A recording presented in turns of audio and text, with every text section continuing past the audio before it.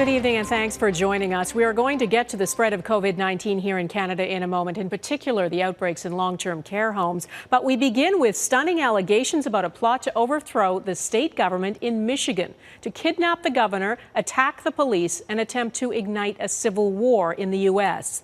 13 men have been charged.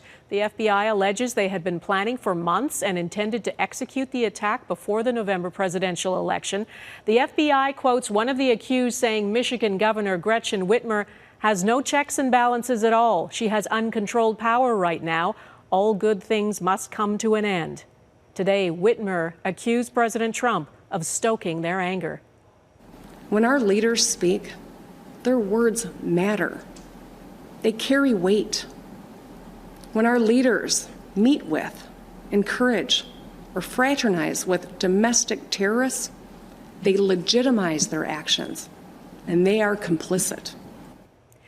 Anger has been simmering for months. In April, gun-toting militiamen crowded into Michigan state legislature, angry about coronavirus restrictions. And just this week, the Department of Homeland Security warned domestic terrorism and violent white supremacy is the most persistent and lethal threat to the U.S.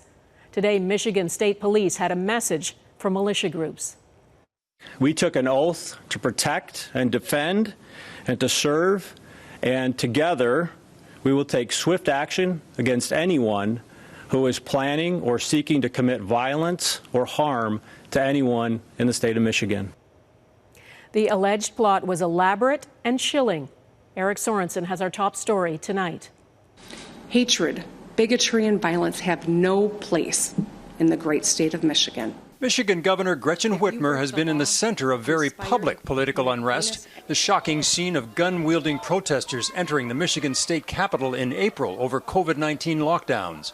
But more shocking was something not happening in public, says the FBI. A plot to kidnap, possibly kill the Michigan governor before next month's U.S. election.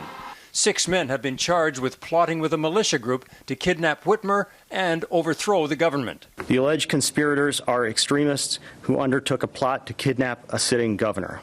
Because of the hard work of the men and women of law enforcement, police officers and federal agents, violence has been prevented today. The federal affidavit says there were undercover agents and informants and recordings made. It says some in the group engaged in tactical training and building explosives. One plan, kidnap the governor at her personal vacation home. One accused, Adam Fox, described a snatch and grab man, grab the effing governor, just grab her. The plan then to remove the governor to a secure location in Wisconsin for some kind of trial. Among the accused is Brendan Caserta, who the Detroit News has identified as the man featured in a number of online video rants on TikTok. The price of freedom is eternal vigilance. 7 others also face state charges, bringing to 13 in all the number arrested. I'll be honest, I never could have imagined anything like this. Whitmer praised the police, but the Democratic governor then turned to the U.S. president. Donald Trump tweeted earlier this year, "Liberate Michigan." In the recent presidential debate, he suggested one right-wing group to stand by. Hate groups heard the president's words not as a rebuke, but as a rallying cry. This expert on counterterrorism suggests right-wing groups believe they have Trump on their side, and some could resort to violence. A lot of us have been worried about the atmosphere in the United States leading up to the election in November, and the fact that there are hundreds of right-wing groups that are against a whole bunch of things. U.S. Homeland Security said this week that white supremacist extremists will remain the most persistent and lethal threat in the homeland. And many Americans are concerned with President Trump's troubled re-election bid now in the home stretch. Eric Sorensen, Global News. Let's go to our Washington Bureau Chief Jackson Prosco. Jackson, this is chilling stuff. You might expect to hear something from the American president after the FBI foil a plot to kidnap a governor. Has there been any response from the White House?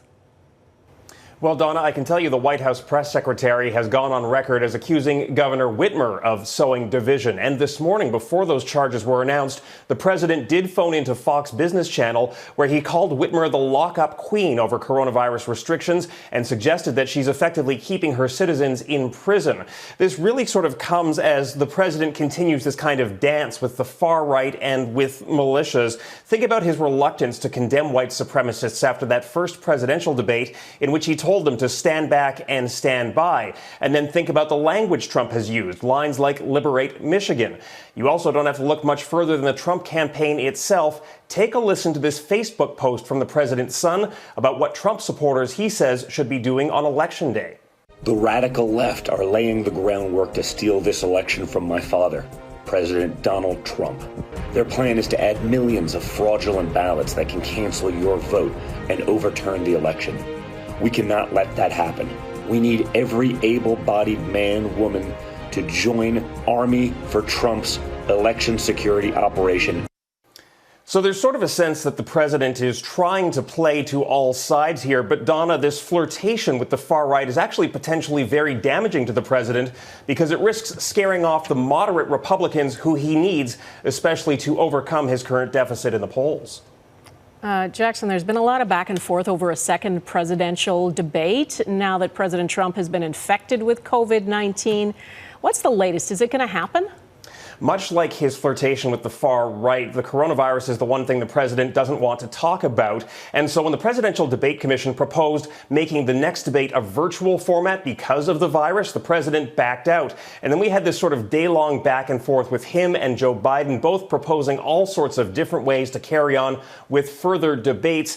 The long story cut short is that it's not certain we will see any further debates, Donna, and that is potentially very risky for President Trump here because he really needs something to turn around his campaign at this point. Without a debate, he doesn't have a chance for sort of a breakout moment in the home stretch of this campaign.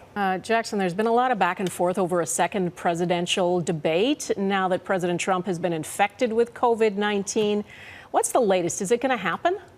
Much like his flirtation with the far right, the coronavirus is the one thing the president doesn't want to talk about. And so when the Presidential Debate Commission proposed making the next debate a virtual format because of the virus, the president backed out. And then we had this sort of day-long back and forth with him and Joe Biden, both proposing all sorts of different ways to carry on with further debates. The long story cut short is that it's not certain we will see any further debates, Donna, and that is potentially very risky for President Trump here because he really needs something to turn around his campaign at this point. Without a debate, he doesn't have a chance for sort of a breakout moment in the home stretch of this campaign. Okay, Jackson Prosco in Washington, thanks. Prime Minister Justin Trudeau was asked today about the U.S. election and said he's hoping for a smooth transition or clear results, but is preparing in case that doesn't happen. What happens in the United States is going to be impacting Canada. We are certainly all hoping for a smooth transition or a clear result. If it is less clear, there may be some disruptions, and we need to be ready for any outcomes.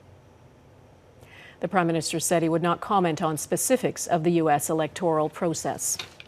One of the world's leading medical journals, which has never supported or condemned an American political candidate, has published a piece headlined "Dying in a Leadership Vacuum." The 34 editors of the New England Journal of Medicine don't name President Trump, but say the pandemic has been a test of leadership and U.S. leaders have failed.